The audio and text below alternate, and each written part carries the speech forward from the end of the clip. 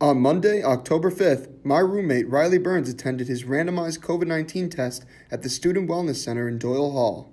Burns later received his results, but unfortunately they were positive. 2 positives and 1 negative in there, so they just kind of assumed that it was a false negative and that I actually had it.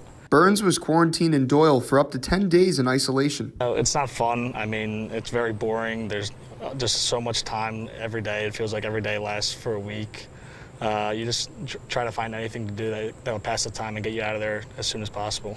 When asked about the living conditions, he seemed content, except for the food selection. The food was just, it was god-awful every day. It got to a certain point where I had to email them and ask them if they could send me something else. All 240 hours of Riley Burns' isolation within Doyle Hall took place right in the room above the bushes there.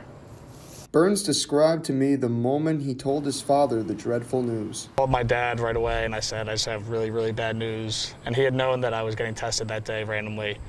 And I told him I tested positive, and he said, yeah, I kind of knew you were going to say that when you called me. Quarantine is now over for Burns, and he has rejoined the community. It was probably the worst 10 days of my Bonaventure experience by far in there. It's just takes all the fun out of seeing everyone around campus, so it was definitely awesome to get some fresh air and see a lot of faces.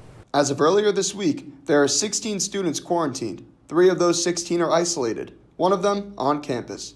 Reporting for SBU TV, I'm Sean Maines.